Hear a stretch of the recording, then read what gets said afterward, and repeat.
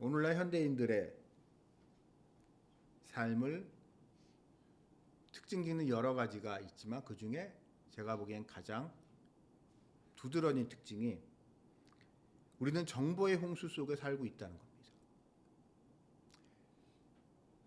특히 정보통신 기술의 발달에 인해서 온갖 정보가 우리에게 쏟아집니다.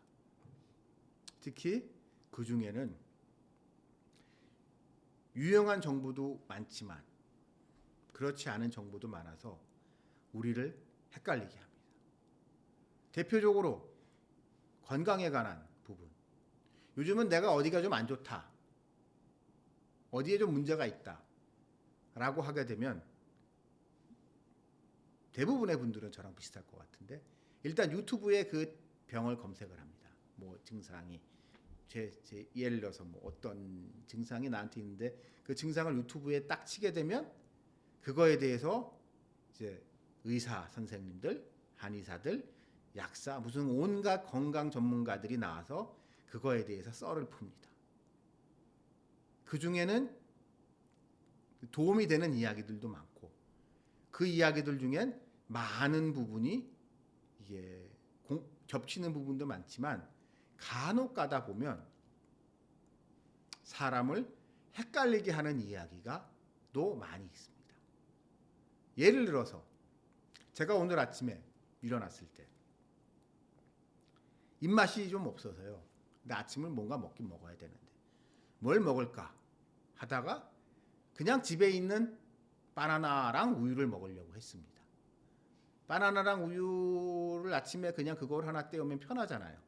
그리고 뭐 그것도 바나나도 건강에 좋다, 우유도 건강에 좋다 라고 해서 그냥 바나나에다 우유를 먹고 아침을 끝내려고 했는데요. 그 모습을 본 저희 집 사람이 자기야 내가 있잖아 얼마 전에 유튜브에서 봤는데 아침에 그렇게 바나나 먹는 거 건강에 되게 안 좋대. 그러니까 절대로 그런 거 먹지 말라 그러더라고. 무슨 유명한 의학 박사라고 하는데 그 사람이 절대로 먹지 말래라고 하면서 저가 바나나 먹는 거를 막 제재를 했습니다. 그러니까 바나나 하나만 하더라도 이제 검색을 해보면 이걸 먹어야 되는 건지 말아야 되는 건지 좋은 건지 나쁜 건지 아침에 먹어도 되는 건지 아니면 저녁에 먹어야 되는 건지 뭐 온갖 이야기들이 다 이게 있는데 다들 이게 들어보면은 그럴듯해요. 다 그럴듯 얘기를 해서 솔직히 헷갈립니다. 들으면 들을수록 더 헷갈려요. 그래서 오히려 아는 게 많아질수록 참 피곤해집니다. 그리고 뭐 우리가 평소에 아무 생각 없이 먹던 음식도 그러니까 어저께인가 그저께인가 이제 검색을 하다 보니까 뭐 우리가 자고 있는 침대나 이런 데는 매트리스에 들어가 있는 무슨 화학 물질이 우리 건강에 무지하게 안 좋아서 뭐 저쩌고 얘기를 해요. 그러면서 뭐 다 그런 거 하면 안 되고 뭐 천연 유기 그러면서 뭐 그런 거가 뭐 원래는 무슨 화학 작품에서 나온 거여서 그게 뭐 몸에 건강에 무지하게 안 좋은 거여 가지고 우리가 그런 거를 사용하면 절대로 안 되고 뭐 그래서 현대인들이 뭐 암도 있고 뭐 성인병도 있고 뭐 그런 얘기들을 합니다. 그런 얘기 들으면 찜찜하지요. 근데 어쩌겠습니까? 그 침대에서 자야죠. 방바닥에서 주무실래요? 그런다고? 근데 그런 사람들의 결론은 그러니까 뭐예요? 자기네가 만드는 이거는 좋은 거니까 그런 거 없는 좋은 거니까 뭐 이런 거 사라는 이야기인데 결론은 하다 들으면 좀 뭐 아주 터무니없는 얘기는 아니어서 이렇게 사람을 헷갈리게 하고 그런 걸 하나하나 따지다 보게 되면 참 피곤하게 사는 세상을 우리는 지금 살고 있습니다. 좀 하여튼 몸에 안 좋다, 건강이 안 좋다 뭐 이런 얘기를 듣다 보기 시작하게 되면은 하여튼 좀 이렇게 피곤하게 우리는 살고 있어요. 그러나 여러분 우리가 그런 얘기를 들을 때마다 저는 요즘은 그래도 좀 마음을 편하게 놓습니다. 다 그러고 살아왔는데 뭘. 수백 년 동안, 길게는 수천 년 동안 다 그러고 살아왔고 뭐 그런 걸 가지고 하게 되면 피곤해서 어떻게 신경을 쓸까라고 하지만 그렇게 핑계를 대는 가장 결정적인 이유가 우리가 그것이 건강에 안 좋다, 치명적인 것이다 라는 거를 안다고 하더라도 그거를 실천하기는 매우 어렵다는 거죠. 예를 들어서 제가 여러분 이제 보시는 분 알겠지만 제가 좀 이렇게 살집이 좀 있잖아요. 뱃살도 좀 있고. 그러니까 저의 일생의 소원은 다이어트입니다. 날씬해 보고 싶어요. 저희 어머니가 저한테 하시는 얘기가 있어요. 난 내가 너를 낳고 한 번도 네가 날씬한 걸 본 적이 없다고 말씀하세요. 날씬해 본 적이 없는 사람이에요. 그래서 정말 날씬해지고 싶어서 어떻게 하면 사람이 살이 찌고 어떻게 하면 사람이 살이 빠지는지 이론적으로는 빠삭하게 합니다. 그래서 수많은 다이어트를 해봤습니다. 그래서 한때는 진짜 사람들이 놀랄 정도로 살을 뺐던 적도 있어요. 근데 안타깝게도 시간이 지나면 말짱 도루묵이 돼 있는 제 자신을 발견합니다. 왜냐? 무엇을 먹어야 되는지, 무엇을 먹지 말아야 되는지, 무슨 운동을 해야 되는지, 어떻게 살아야 되는지 다 알고 있지만 그것을 가지고 한때는 할 수 있을지 몰라도 지속적으로 그렇게 살아가는 것을 못하기 때문이죠. 왜냐하면 우리는 저의 선천적인 이유였던 후천적인 이유였던 지난 세월 저를 만들어 왔었던 모든 것들로부터 그렇게 단절되고 완전히 단절이 돼서 새로운 삶, 안 먹던 거를 먹고 안 하던 운동을 하고 하면서 제 자신을 완전히 바꿔간다는 것이 참 어렵기 때문입니다. 왜냐하면 저는 여러분들과 마찬가지로 환경의 동물이기 때문이에요. 그래서 우리는 우리의 환경에 대해서로부터 벗어나려고 하지만 지금까지 우리를 가지고 있었던 이 성장 배경과 환경은 아주 끈덕지게 여러분과 저를 붙듭니다. 이스라엘 사람들도 마찬가지였어요. 자, 오늘 이 말씀의 주인공은 예수님과 니고데모입니다. 니고데모는 예수님 성경에 등장하는 인물들 중에 예수님하고 친하게 하려고 했었던 사람 중에 가장 고위층이었던 사람이에요. 예수님의 12제자들은 대부분 다 어부거나 다 이게 별볼 일 없는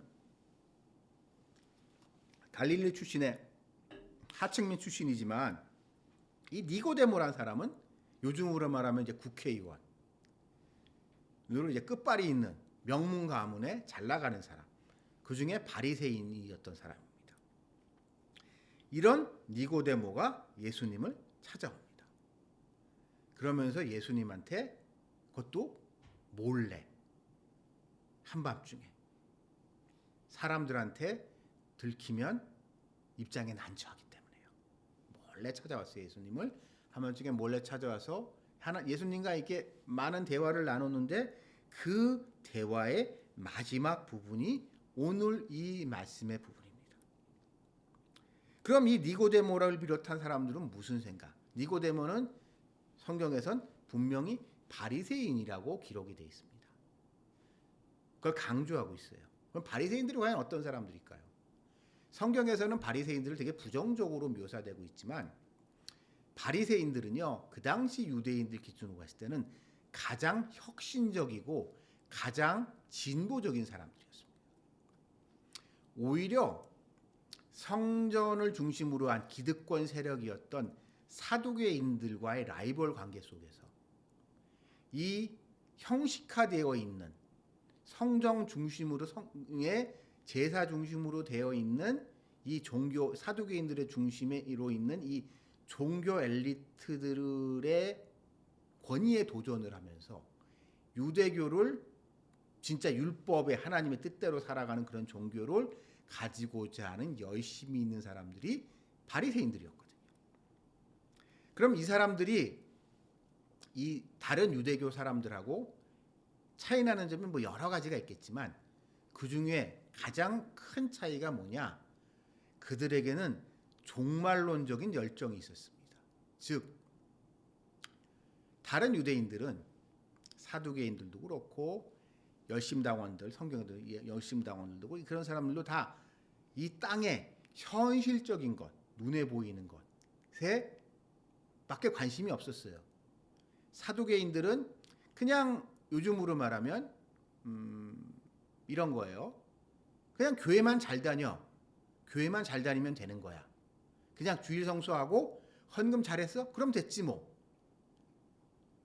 하나님이 예수님이 재림하실지 세상이 어떻게 될지 모르겠는데 그냥 성경에서 그 율법에서 제사를 이렇게 지내라고 했고 너희가 이렇게 제사를 지내면서 헌금을 이렇게라고 했으니까는 그것만 잘해. 그거면 다 해. 그거만 너 할 거 다 했으니까 그 이상은 신경 쓰지 마. 했던 게 사두개인들이에요. 쉽게 말하면. 열심당원들은 종교적인 건 잘 모르겠고 우리의 지금 이 처지가 저 이교도 우상숭배자였던 로마 제국의 지배를 받고 있으니 우리의 이 모든 문제를 해결하기 위해서는 저 로마 제국주의자와 그 제국주의자의 앞잡이들을 타도하고 우리 민족의 독립을 쟁취하는 것이 우리가 해야 할 일이라고 생각하던 사람들이에요. 즉 이 땅에서 현실적인 것의 문제에만 매달려 있던 사람들이 그런 사람들이었는데 이 바리새인들은 그들과 달라요. 쉽게 말하면 이런 거예요. 우리가 제일 중요한 게 뭐예요? 죽어서 천국 가는 거잖아. 여러분 구약에서 여러분 재밌는 게요. 구약 성경에 보면 죽어서 천국 간다는 얘기가 별로 등장하지가 않아요. 구약에는 죽어서 천국 가는 게 하나님 나라 가는 게 중요하잖아 라는 걸 갖다가 강조하기 시작한 사람들이 바리새인들이에요.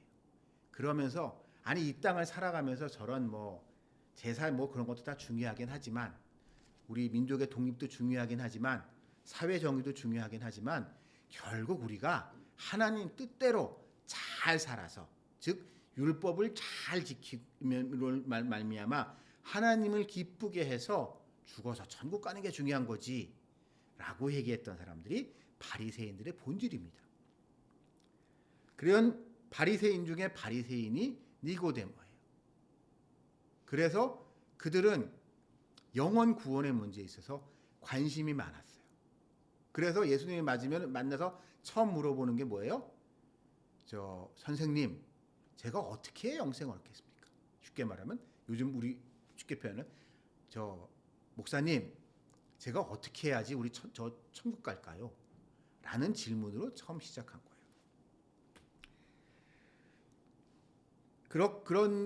왜냐하면 이 니고데모를 비롯한 바리새인들은 율법을 잘 지켜서 천국에 가는 것에 대한 열심이 많은 만큼 그렇다면 내가 지금 살면서 어떻게 살아야 되냐, 어떻게 율법을 잘 지켜야 되냐라는 거에 온 정신이 다 팔려 있는 사람들이에요. 그러니까 이 사람들의 삶의 목적은 뭐예요? 죽어서 천국 가는 거예요. 지금 한국 교회에서 이런 얘기하면은 좀 우습게 들리겠지만 정말 이 사람들은 다른 것 그러니까 순교자가 되는 것. 그래서 하나님의 믿음을 위해서 살다가 율법을 지키면서 이렇게 살다 보면 그래야 구원을 받고 그렇게 되면 구원 받으면서 더 큰 상급을 받을 수 있다는 그런 기대를 가지고 열심히 이제 매일 기도도 열심히 하고 가난한 사람들도 도와주고 형제들과 이웃들과 좋은 관계를 맺고 그래서 겉으로 보기에는 흠잡을 데 없는 사람들, 그 사람들이 바리새인들입니다. 근데 이 사람들이 보기엔 예수의 모습이 너무 충격적인 거예요. 왜냐하면 자기네들이 보니까 저 나사렛이라는 동네에서 나온 저 목수 출신 예수라는 사람이 좋은 사람인 것 같기는 한데 분명히 하나님의 능력을 주신 하나님의 사람인 것 같은데 그가 하는 말 중에 틀린 말도 하나도 없는 것 같은데 좀 자기네들이 생각했던 거와 다른 거예요.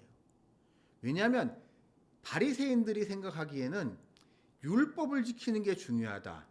내가 무언가를 구체적으로 하는 게 중요하다라고 생각을 했는데 이 나사렛 예수라는 저 젊은 친구는 그런 얘기는 하지 않는 거예요. 그냥 하나님을 믿어라 는 얘기만 하는 거예요. 이런 거예요. 쉽게 말하면 우리가 남녀관계에서 내가 너를 사랑한다는 이야기를 한다고 칩시다. 그러면 상대방은 뭘 원하죠? 제가 이제 지금으로부터 20년 전으로 타임테이블을 돌려서 뭐 오래전으로 시간을 돌려서 한번 가봅시다. 그러면 제가 이제 결혼하기 전에 20대 청년 시절에 회상을 해보고 여자친구한테 난 정말 널 사랑한다라고 얘기하면 여자친구는 뭘 원해요? 사랑의 증거를 원하잖아요. 나를 정말 사랑한다고? 사랑한다 그러면 너의 사랑을 증거해 줘봐 라고 얘기를 하고, 사랑한다고 말하는 저는 무언가 예를 들어서 선물 하나를 사서라도 그 여자친구한테 갖다 주고 그러면서 나의 사랑을 입증하고 싶잖아요. 지나온 얘기지만 이제 청년 때 여자친구가, 그때 만났던 여자친구가 취미가 에어조단 수집하는 걸까 취미였었어요. 나이키 에어조단. 근데 그게 시리즈가 있잖아요. 나이키 에어조단 시리즈. 그 중에서 걔가 자기가 이번에 나온 어떤 시리즈가 있는데 그걸 못 샀다고, 오빠 그거 좀 어떻게 구할 수 없어? 라고 얘기를 하는 거예요. 그럼 어떻게 했습니까? 걱정 마. 오빠만 믿어. 오빠가 어떻게든 구해올게 해가지고 나이키 본사를 찾아갔지. 그러니까 동네 매장을 찾았더니 없더라고요. 그래서 어떻게 하지 하다가 그때 나이키 본사가 삼성동에 있었는데 나이키 본사에 찾아가서 저 이거 좀 이제 구할 수 없냐 했더니 자기네 이거 직접 하지 않고 총판을 통해서 하기 때문에 어디에 뭐 있는지 자기 모른다고 처음에. 그래서 제가 하도 사정을 하니까 그 사람들이 이제 어떻게 알아보고 이제 어느 매장에 있는 것 같긴 한데 나갔는지 안 나갔는지 모르고 있는데 하다 거기로 이제 자기네들이 출고했던 기록이 있다고, 거기 한번 가보시라고 해서 그래가지고 감사합니다라고 해서 이제 달려서 이제 갔더니 하나 있더라고. 그래서 그거를 딱 사서 여자친구한테 갖다 줬더니 오빠 너무 고마워 그러는 거야. 우리 인간은 이렇게 내가 누굴 사랑한다, 좋아한다 하면은 무언가 구체적인 행동 등을 통해서 이거를 입증받고 입증하기를 우리는 좋아해요. 근데 그래서 이 바리새인들도 내가 하나님을 이렇게 열심히 믿고 사랑하고 하나님 사랑합니다. 내가 하나님을 사랑하니까 이렇게 율법도 잘 지키고 이렇게 하나님이 원수도 사랑하라고 해서 원수도 사랑하고 제가 정말 열심히 사는데 말씀대로 살려고 이렇게 열심히 살고 있는데 저 나사렛 예수라는 청년은 그냥 하나님을 사랑하라고만 얘기하는 거예요. 하나님을 믿으라고만 얘기하는 거예요. 그럼 믿으면 어떻게 해야 되냐고 했을 때 그건 뭘 어떻게 하냐가 중요한 게 아니라 잘 믿는 게 중요한 거고, 하나님이 보내신 하나님의 사람의 말씀을 잘 듣는 게 중요하다고 얘기를 하니 답답한 거죠. 틀린 얘기는 아닌데, 나사렛 예수라는 저 청년이 하는 얘기가 틀린 얘기는 아닌데 지난 몇십 년 동안 자신들이 살아왔던 삶의 방식과는 좀 다른 이야기, 그러니까 틀린 건 아니고 아닌데 좀 다른 이야기를 하니까 아주 당황스러움이 생겼을 거고, 그런 마음을 가지고 니고데모가 예수님을 찾아와서 도대체 어떻게 해야 예수님, 내가 보기엔 정말 당신 대단한 사람인데 좀 가르쳐 달라고 얘기를 하는 거예요. 내가 어떻게 해야 영생을 얻냐. 그랬더니 예수님이 니고데모에게 이제 우리 잘 아시다시피 거듭남이나 이런 얘기를 하시면서, 특히 거듭남에 대해서 얘기를 하시면서 얘기하니까 이 니고데모는 거듭나? 우리는 이제 일상에서 거듭남이라는 표현을 너무 쉽게 쓰기 때문에 요즘 거듭남이라는 표현은 교회 아닌 다른 분야에서도 많이 쓰기 때문에 거듭남이라는 게 얼마나 특이한 단어인지를 우리는 잘 모르지만, 거듭나는 건 쉽게 말해서 본 어게인이란 말이에요. 다시 태어나는 거란 말이에요. 내가 니고데모가 이제 요 앞에서 얘기했듯이 아니 내가 어떻게 다시 거듭납니까? 엄마 뱃속에 다시 들어갔다가 응애하고 태어나는 게 그게 거듭남인데, 죽었다가 살아나는 게 본어게인인데, 거듭남인데, 그걸 내가 어떻게 해요? 우리는 그냥 거듭남하면 그냥 마음 다시 굳게 먹고 그래 거듭나서 다시는 그런 짓 안 할 거야 라고 하지만, 그런 원어적인 의미는 그게 아니거든요. 정말 죽었다가 그러니까 다시 태어나는 거라면, 다시 태어나는 거. 그러니 이제 무슨 소리인지 이해를 못해서 예수님과 많은 대화를 하던 중에 오늘 이 본문이 등장을 합니다. 그랬더니 예수님은 여기서 모세의 이야기를 꺼내 드신 거예요. 민수기 21장 4절에서 9절 사이에 출애굽한 이스라엘 사람들이 하도 사고를 많이 치고 하도 말을 안 들어 처먹으니까 하나님이 도저히 안 되겠다, 얘네들 가지고. 이것들 가지고는 도저히 안 되겠다. 나 도저히 더 이상 못 참아.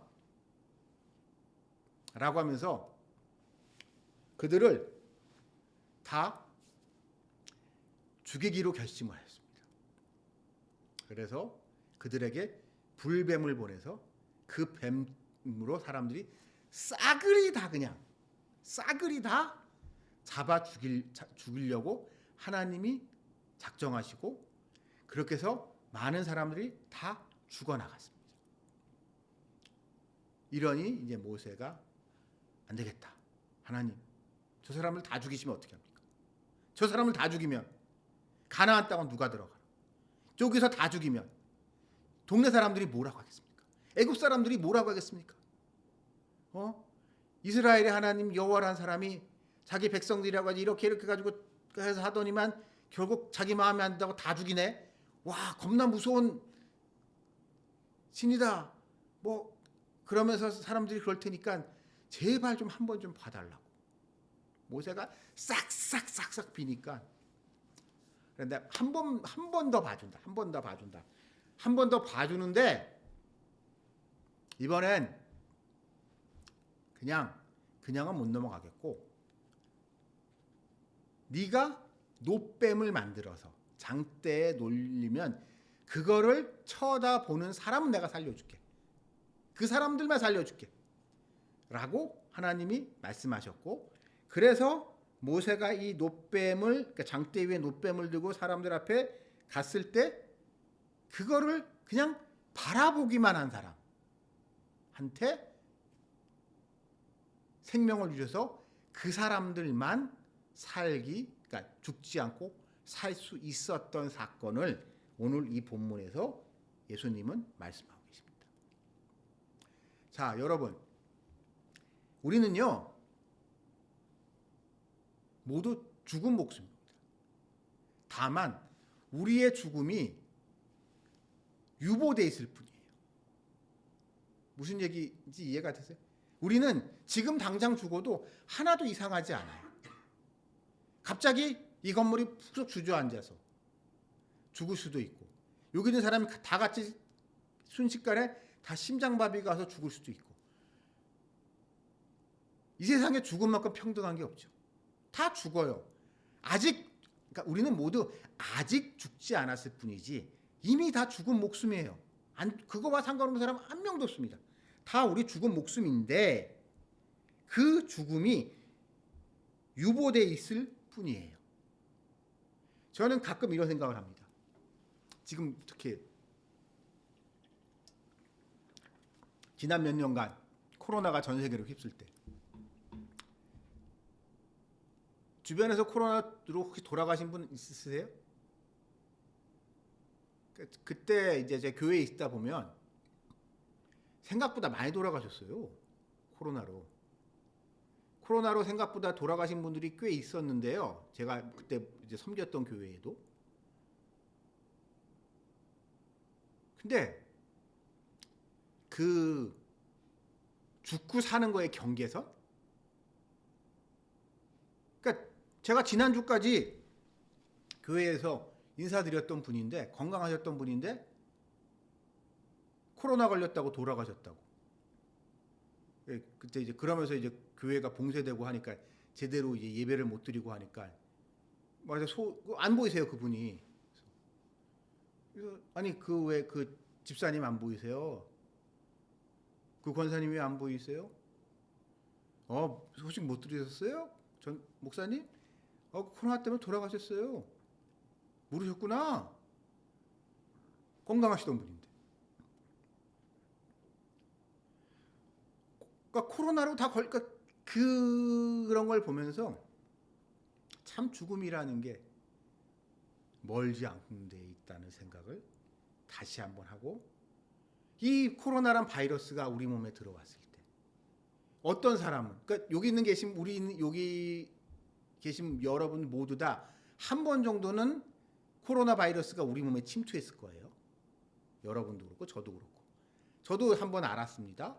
근데 저는, 그리고 여러분은 이유는 알 수 없지만 우리 몸이 그 코로나 바이러스를 이겨낸 거고, 돌아가신 분들은 이 몸이 코로나 바이러스를 못 이긴 거예요. 왜? 몰라요.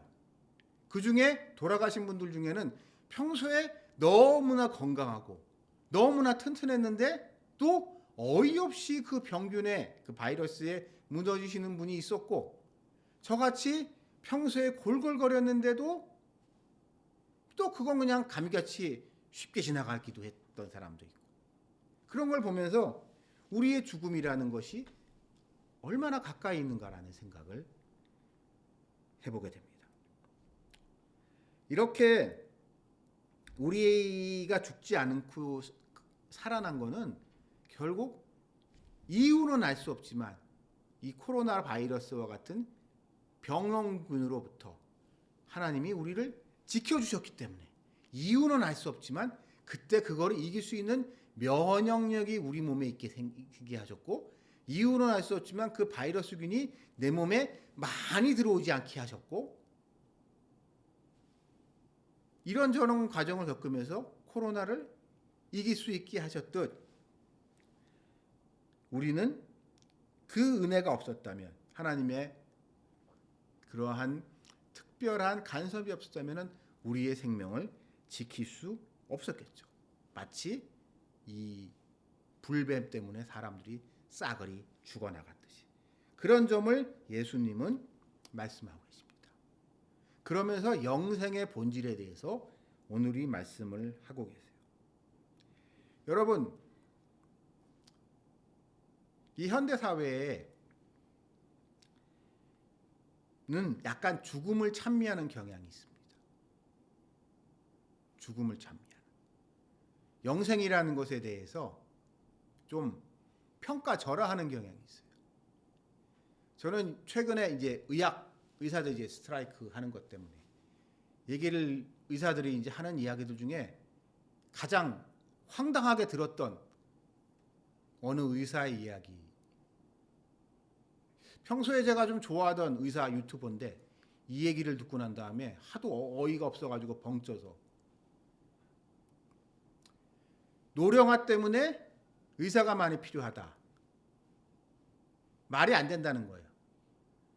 노령화돼서 의사가 많아지고 치료한다는 거는 무의미한 연명 치료만 많아지는 거다. 그렇게 사느니 그냥 죽는 게 낫다는 식으로 이야기를 하더라고요. 여러분, 저는 이 세상에 무의미한 연명 치료라는 건 존재하지 않는다고 생각합니다. 무의미한 연명 치료를 싫어하는 집단이 있어요. 누가 싫어할까요? 무의미한 연명 치료 제일 싫어하는 데가 누굴까요? 보험회사 돈 나가야 되잖아요.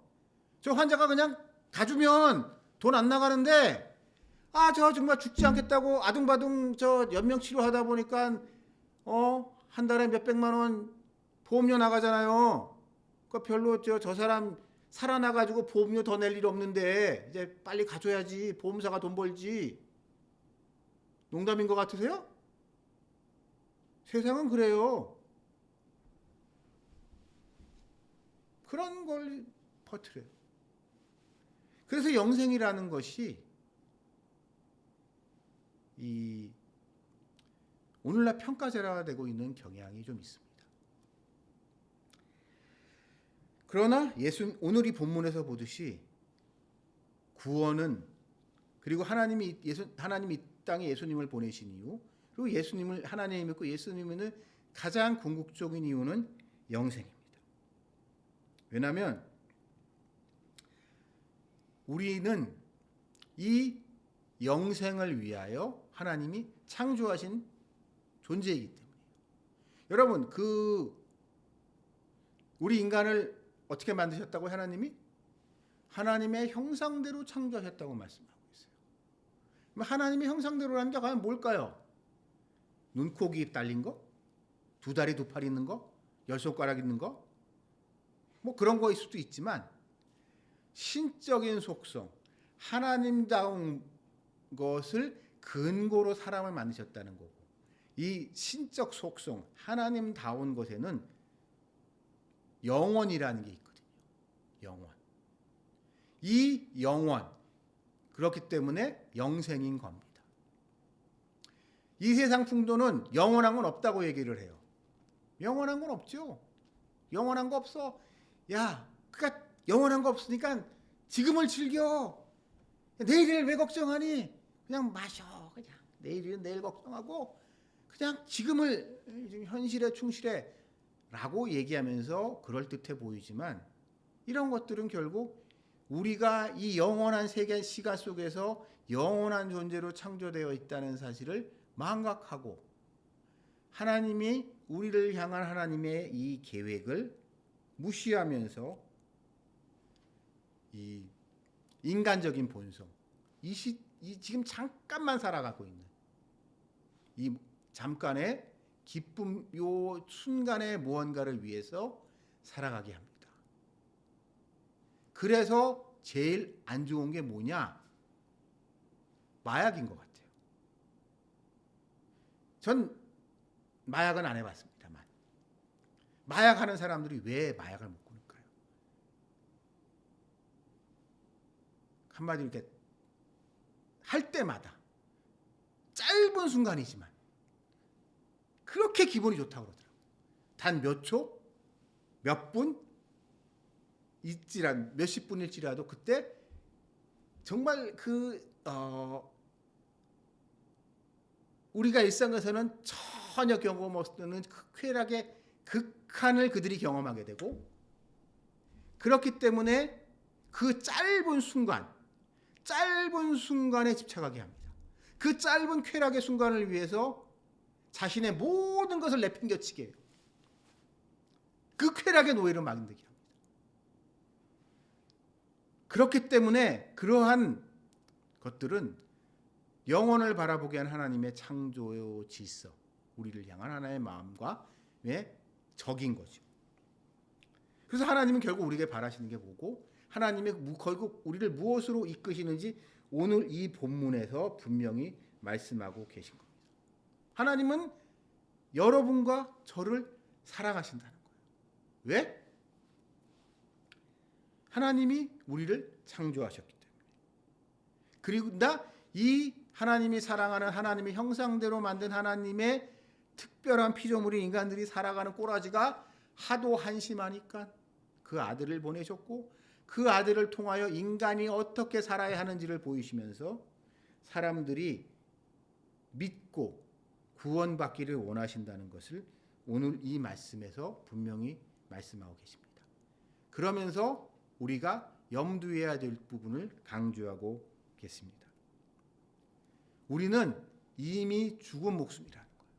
아까도 말씀드렸듯이 이미 죽음이 확정된 목숨이지만 그 중에 특별한 사람들만 예수님을 믿고 그 놋뱀의 장대인 끝에 매달려 있는 놋뱀을 본 사람들만 특별히 살아났듯이, 이 죽음 속에서도 예수님을 바라본 사람들만 특별히 구원할 수 있게 하나님이 하셨지만, 사람들 중에는 끝까지 바라보지 않고 끝까지 고집을 부리는 사람들이 있다는 겁니다. 왜냐? 사람들은 자기가 살아오던 삶의 타성, 습성에서 벗어나기 힘들기 때문에. 예를 들어서 여러분, 현미 몸에 좋은 건 다 아시죠? 현미, 우리 백미보다 현미가 좋다고 하잖아요.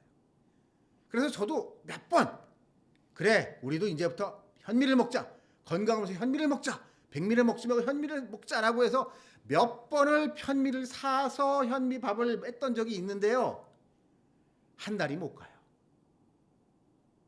또 어느 순간에 보게 되면 우리가 늘 먹던 백미, 찰지고 기름기 잘 자르는 그 백미를 먹고 있습니다. 그 사소한 거 하나조차도. 그 우리가 먹고 있는 이 백미 하나를, 백미 먹던 건 건강에 안 좋다는 이 백미를 갖다가 현미로 바꾸는 거 하나조차도 우리는 우리 일상에서 이게 좋다는 거 다 알잖아요. 어려운 것도 아니잖아요. 근데 못해 우리는. 왜? 현미가 익숙하니까.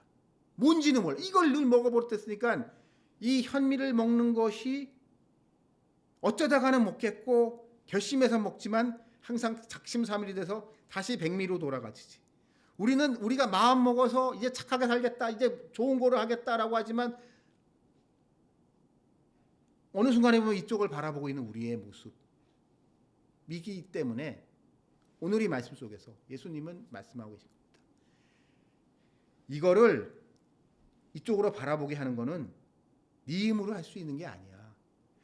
현미가 몸에 좋다는 걸 알지만 현미가 너의 입맛에 안 맞고 너의 습성에서 습성에서 거의 안 잡혀 있기 때문에 백미로 돌아가듯이 너는 너를 가만 놔두면 너는 또 지금은 저렇게 결심을 했다고 하지만 다시 저쪽으로 돌아가. 그러니까 이쪽으로 현미를 먹듯이 좋은 것, 구원의 길로 갈 수 있게 붙드는 그 무엇이 필요하다라고 말씀하고 계시는데 그것이 곧 하나님의 은혜, 하나님의 빛이라고 말씀하고 계십니다. 그리고 그 빛이 비춰졌을 때 우리는 변화됩니다. 말도 안 되는 소리 들리시겠지만 비유로 말씀드리면 맛이 없던 음식이 먹을만해지고 그게 어느 순간 좋아져요. 그리고 내가 좋아했던 몸에 안 좋다는 그것이 어느 순간에 쳐다보기도 싫어져요. 비유하자면 예를 들어서 저 같은 경우 이제 옛날에 제가 술을 좀 많이 마셨는데 그래서 절 옛날부터 알았던 친구들은 절 보면 신기해합니다. 너 어떻게 술을 그렇게 끊었냐, 너 같은 애가. 근데 고백합니다. 그냥 술이 끊어졌어요. 그냥 술이 냄새만 맡아도 못 견디겠어요. 그냥 하나님의 은혜죠. 모릅니다. 그냥 하나님이 제가 하나님을 믿고 하나님을 의지하다 보니까 그냥 술 끊어야지라고 생각했는데 그냥 술이 끊어졌고 또 어떤 분은 뭐 저 아는 어떤 분이지만 뭐 담배를 이렇게 끊으시는 분도 계시고 그렇듯이 하나님은 우리에게 하나님이 원하시는 것을 이루기 위해서 은혜를 베푸시고 그 은혜로 말미암아 우리는 변화돼 나갑니다. 즉 우리는 빛으로 나아갑니다. 그러므로 여러분 우리가 살다 보면 내가 내 자신할 때 실망할 때가 많이 있습니다.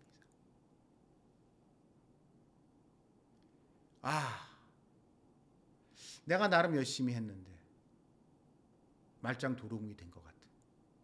나는 바뀔 수 없는 존재인가? 나에게 무슨 희망이 있는가? 하지만 여러분